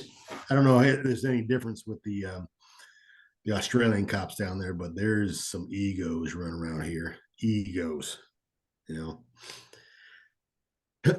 And there, one of the guys that was in charge of my class in the academy, one of the officers was just unbelievable in my eyes about how much of a douche he was, you know what I mean? And the stuff he threw out there, and you know, the way he wanted us to conduct ourselves like Navy SEALs or special operations. I'm like, you were never any of that shit. You know what I mean? I don't understand where you're coming from, you know? Anyways, it doesn't matter. I'm gonna get off that subject because that's just a wind up. And I need to let that go. But Came out of the academy December 17, I believe, and got my pick of where I wanted to go. One of the worst parts of the city. I wanted to go there because I wanted to learn as fast as possible so I can get the K9. So I got sent to the Metro Division, which is one of the historically black neighborhood areas. A lot of good people there. A lot of good people. A lot of wannabe thugs. A lot of drugs there. And for me, not really caring about being a cop, I didn't give two shits about drugs. I would just run around, get as much experience as I could on a police base, so I can move on. Did 3 years at Metro. Pretty good time there. It was interesting to me because there's a whole lot of calls I went to that I don't understand why they call the police about. There's a lot of. I remember going to shortly before I left there to go to K9. I remember going to this house for a rape call, right? His mom called in. Her 13-year-old daughter had been raped. So it's serious business. We go down there. I'm talking to mom, and mom's saying like she's been raped. I'm pretty sure it's the uncle. He come through the bathroom window and raped her. I'm like, that's terrible, And I said, do you mind if I talk to your daughter? She said, no, go ahead. So I'm going to go talk to the daughter. I'm like, hey, and I say, and the daughter says, yeah, I went to the bathroom and I noticed blood in my underwear and I got scared, so I threw it in the trash. And I'm like, okay. Case solved. It's not a rape. So I go back to mom. I'm like, ma'am, I don't think it's rape, man. I think that I explained to this mother, 35-year-old mother, about a period best I could. Not my daughter hasn't been through it yet either, but I was like, believe your daughter's gonna. She's like, no, I don't think so. I'm like, hey, medic, can you talk to this, young lady about, the women's cycles and all that stuff? So medic did like 50 minutes talking to this lady about it.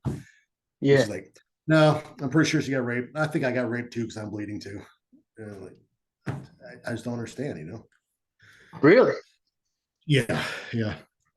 Wow. And so that about that time period and the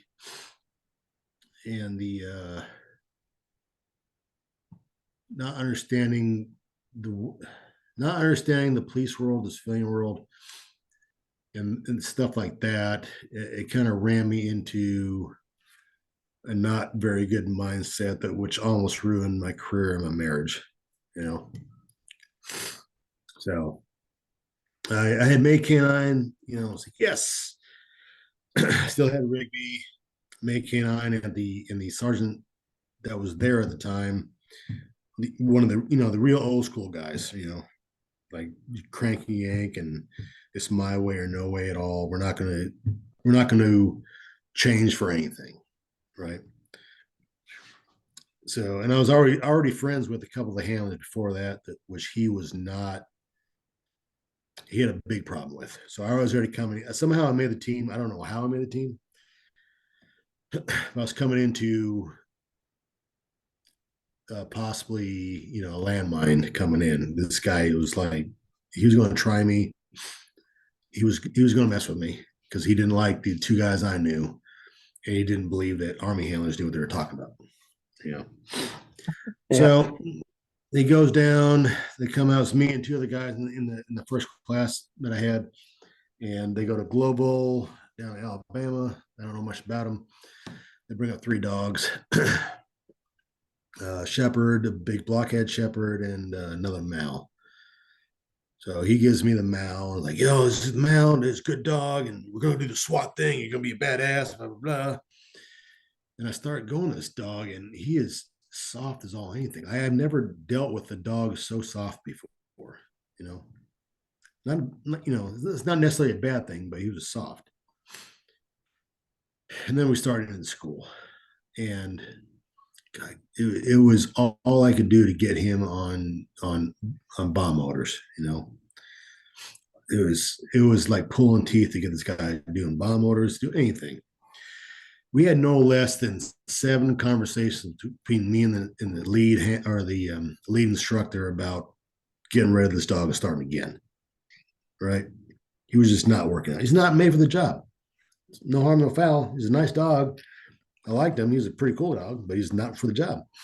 Yeah. Well, we ended up saying keeping it. I was like, well, cool. I'm going to put my best effort in whatever I know into this dog to try and make it happen.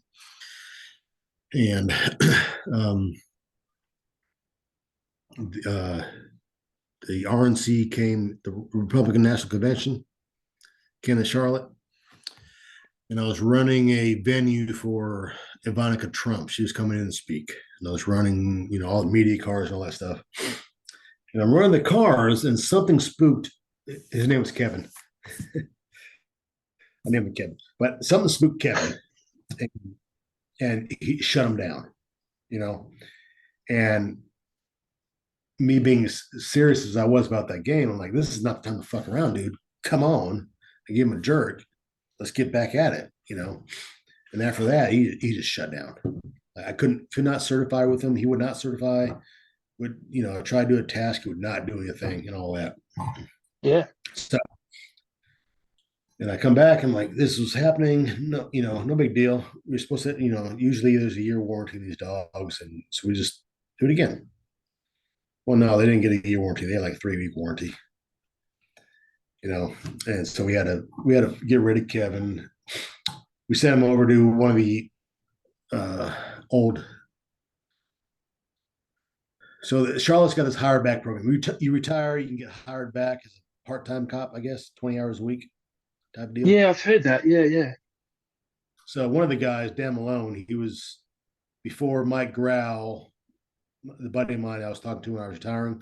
He was the K9 sergeant, SWAT sergeant, right? So we retired Kevin, gave him to him, and now he's a great house dog. Get some beers at the fridge, and they're having a good old time. He wasn't a working dog. No harm. Looks scary, but he's not the real deal. If I had space, I would have totally kept him. But the sergeant at the time had told my chain of command that it was my fault that Kevin failed.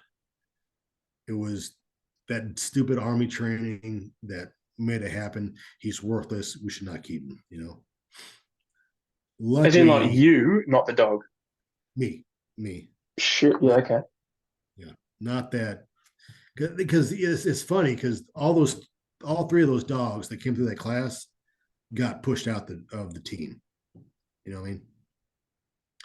One of the guys' dog, one of the smaller shepherds, great tracking dog, just wouldn't engage people. Right? Some dogs just don't do it. Right? But wouldn't engage. So he had to get pushed out, and he got a new dog. And then the other shepherd, was just should not have been trained in the old school methods. You know what I mean? Like a real Keeler method, yank and crank sort of thing.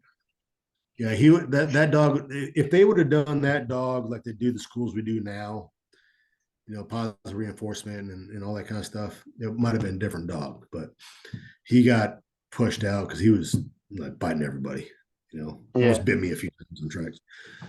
So anyways, so my job was at jeopardy in the K9 team for a little bit because I got pulled off the street, obviously, because I didn't have a dog.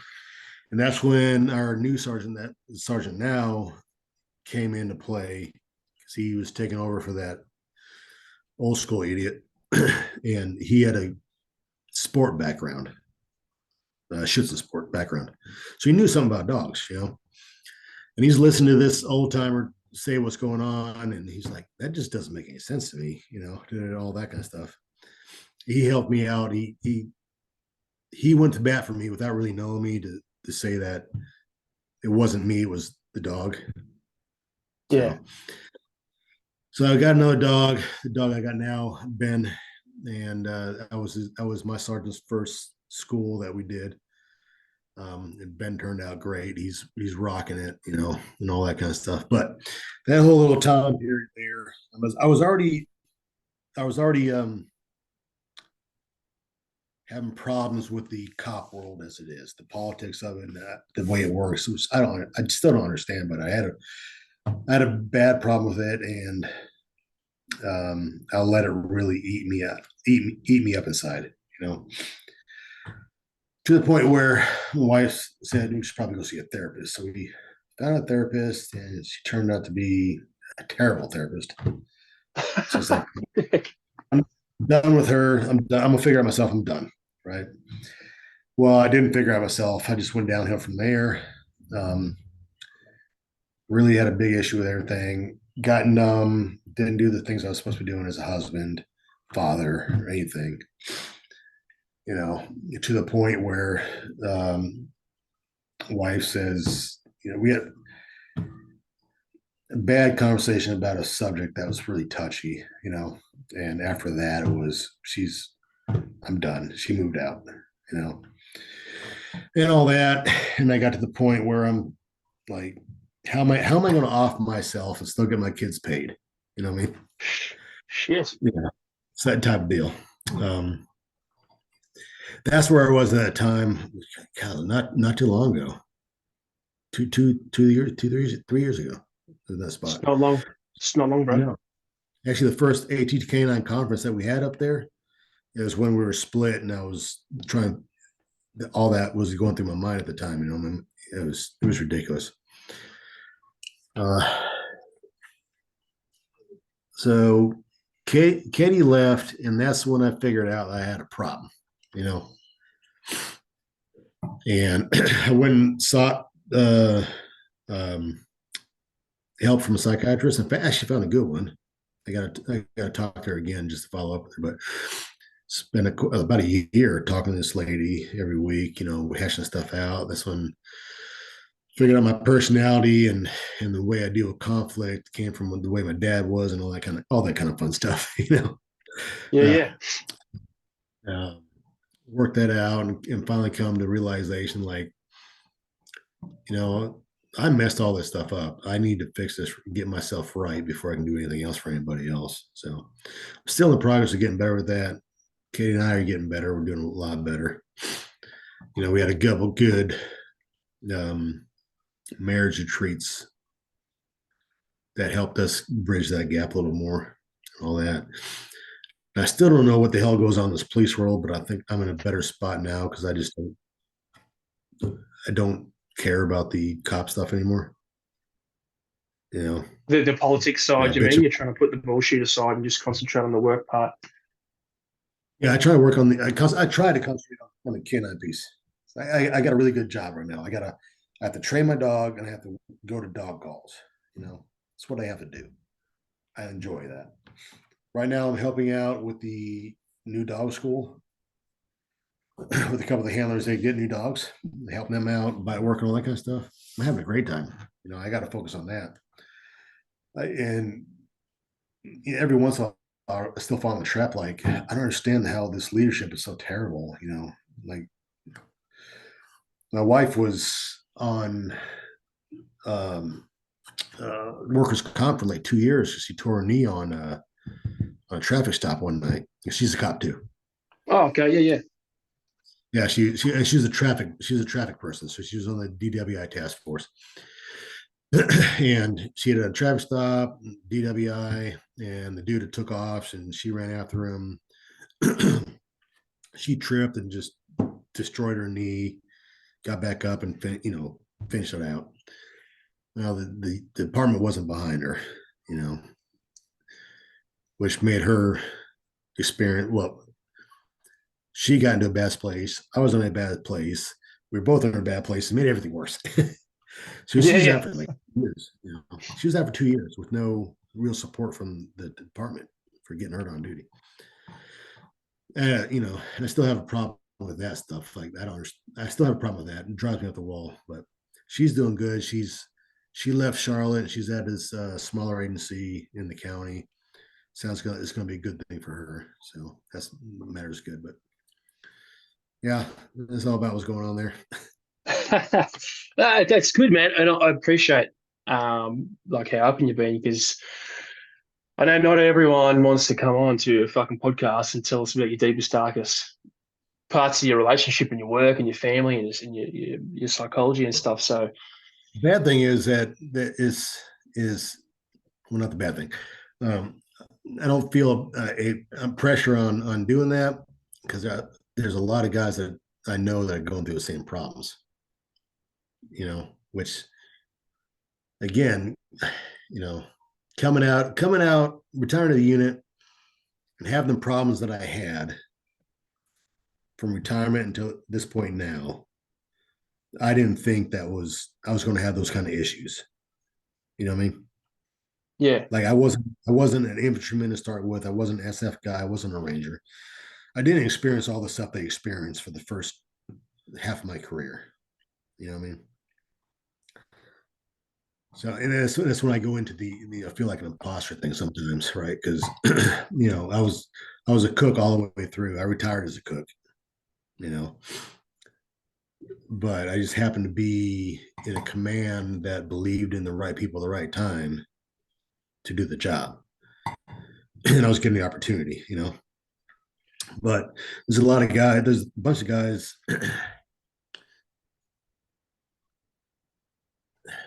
from over there that are having some issues that surprised me. I'm like, well, shit, and this might be a common problem with what's going.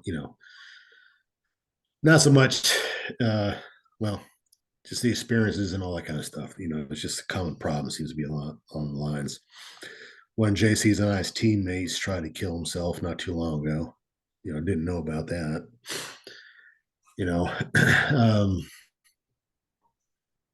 Yeah, you met Nick in Kill 3.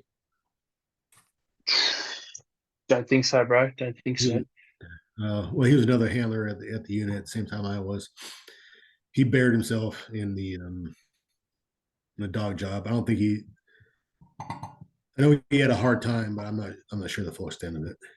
I'm not gonna speak for him because him and I are good buddies and we did good. JC's starting to feel the same stuff, and I don't think he's went down that rabbit hole that I have. He stays pretty busy with some other stuff, but like coming to the police world, it wasn't. I was expecting a little bit more of a brotherhood than what was going on.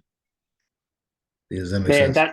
that 100%, bro. That's the ticket, man. Because you sort of touched on it before. You were like, most guys don't give a shit about the violence and fucking killing dudes or dog bites or gunfights or whatever. There, it's like this was my experience, right? It was an identity thing. Like, I got Yeah. depressed or whatever because of divorce, and then when I left the unit, I was like, what the fuck? I thought we were supposed to be there for each other, Yeah. and Well, they were there. They were there for me. I just didn't reach out. yeah, same as me, man. I was exactly the same, but my mindset was like, fuck this.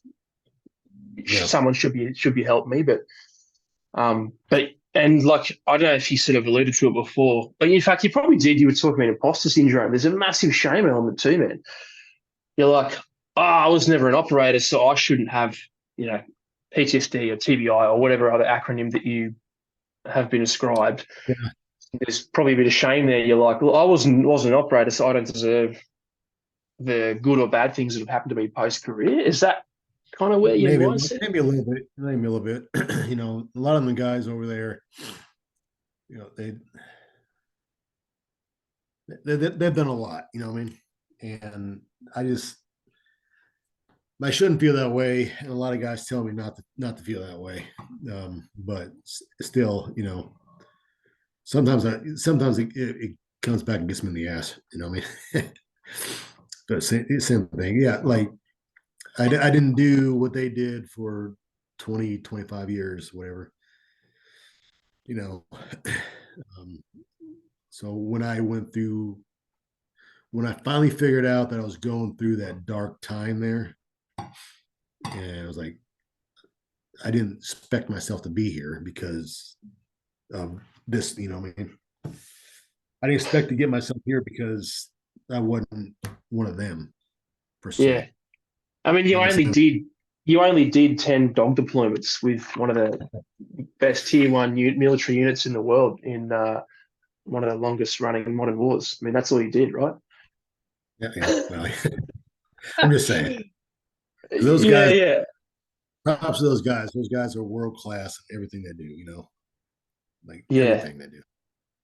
But it's funny to hear you say that, man, because there's people that would fucking kill their own mums just to have a sniff at the front gate of Fort Bragg, let alone have been in there for 10 years, multiple deployments.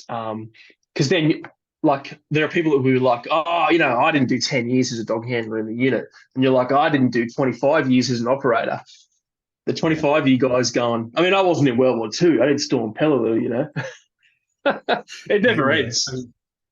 No, you're right, and I got to get out thinking that way, but it's still I hold those guys to a high um, in a high regard.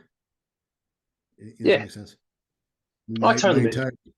entire career over there, cooking and dog handling, was to support those guys and what they did. Because the first, like, when I first got over there and meeting the guys, meeting the operators coming through, and it's like, this is where I need to be at. These guys are doing actual work. They deserve the best I can give them, and I'm going to give it to them. I mean, I carried that out the 15 years I was there as best I could. You know what I mean? Yeah. So that's on mine. I mean, and I'm old school, I guess, and I get upset sometimes from the new school people and the way they think about stuff. But yeah, what I mean? All the sport guys like, well, how come I don't get the cool guy stuff? It's like, well, because you're not doing the cool guy stuff. If you're gonna You got- go get go do it. So yeah, I think it's about all that. What else yeah, you got? it's funny, man.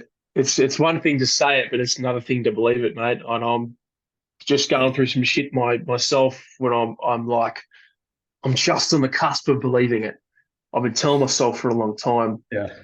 a better story than what I was, and I'm like this close to believing it. So When I go teach up there at the AT Canada with direct action guys, and like give my bio, or Neil gives my bio. Like, I'm just now like feeling comfortable with the bio. yeah, That makes sense. yeah, yeah. And, And and, and I tell them that, I do that. I tell them what I did and who I with, not because I want to feel good about myself. It's just the stuff I'm teaching you, is come from a place of worth. What I mean? But yeah, I mean, it's a weird thing. I don't know.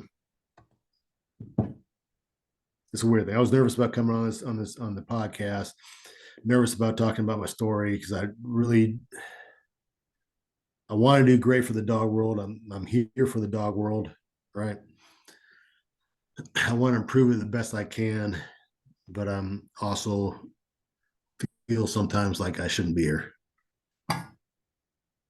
nah, mate, bro, dog shit. You're 100% supposed to be here, man. Like, mate, I did 12 months as a handler, bro, and I'm doing other stuff for the dog world. So yeah. Killing the Well, world, mate, man. tell me about the stuff you are doing for the dog world right now, because like obviously we met at AG K9, which is a fucking cracker of a conference. I loved it. I'm going back for sure if they'll have me back. Oh yeah, I'm sure. You're like, yeah, sure, yeah, You should get a hold of JC and see about coming out for the military conference. yeah. Okay. Yeah, I'll reach out to him, man. I only spoke to him that one time on the phone where he was like, "Fucking come out, Really? bro. Love to have you." Yeah. Just talk to him. That little midget has fun stories. Mate, I plan on. I've had my sights set on JC for a little while too to get him on the podcast and give him a good grilling. Same as Paul Ludwig, man, and fucking Mark Plunks. I just say Plunks, Yeah. You talked to Dutch yet?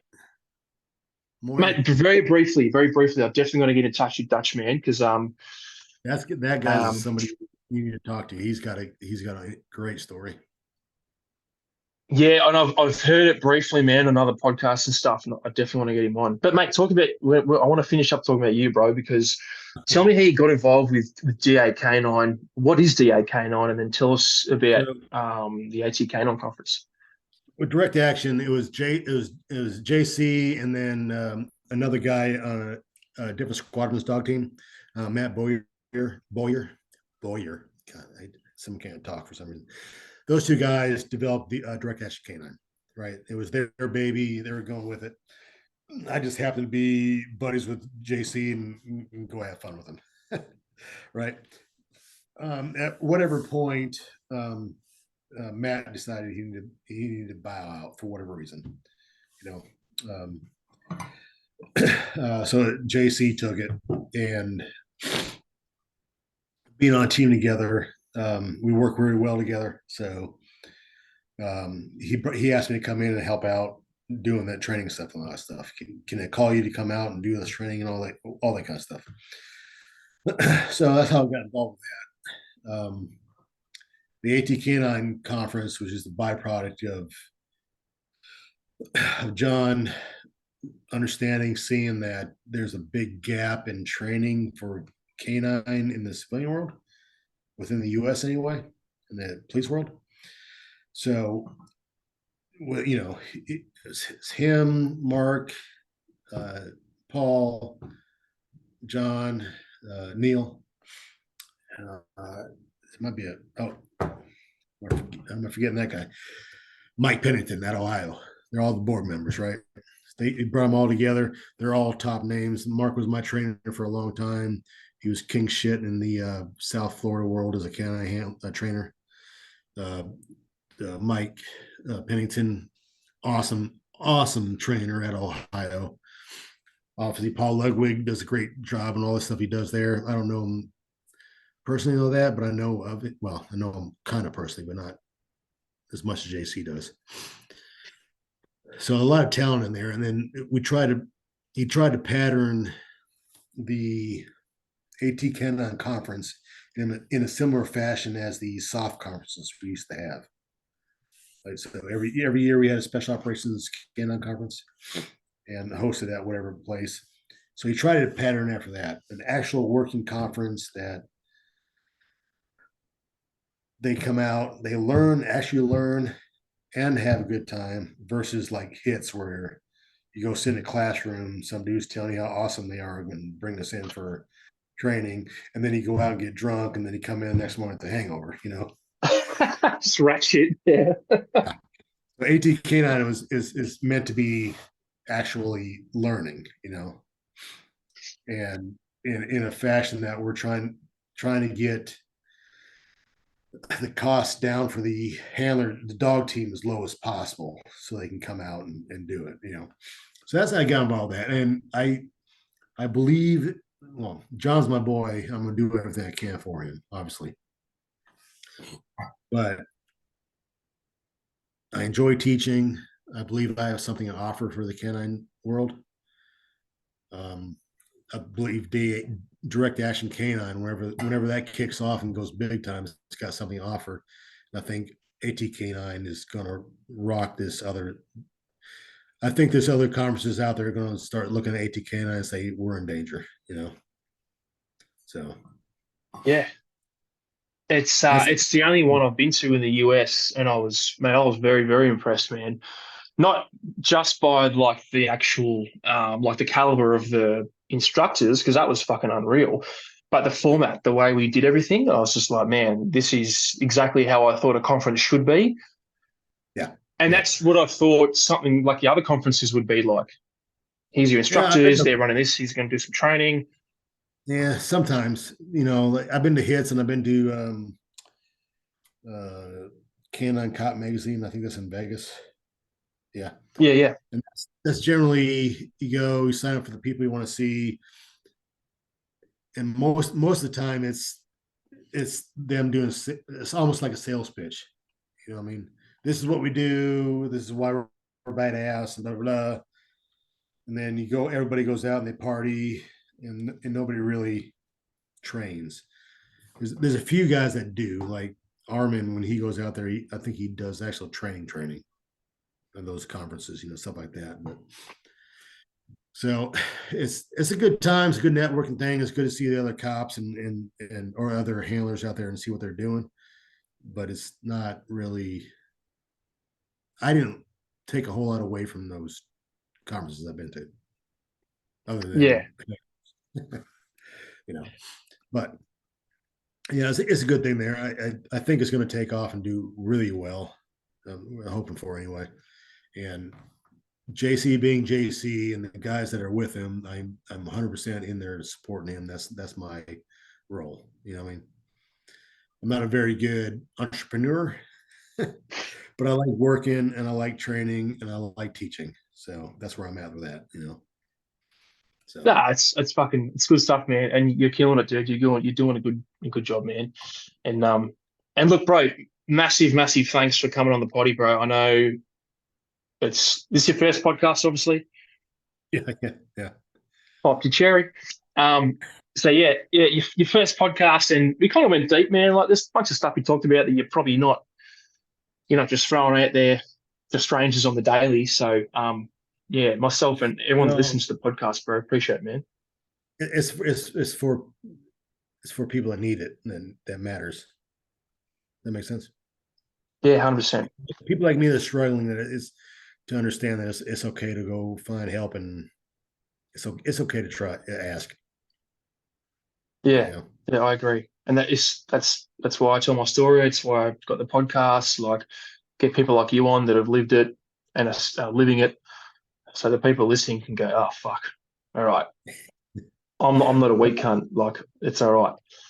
I hope they get something out of the story. I got a weird story here, but Nah, bro, perfect, good story, man. I loved hearing it, man.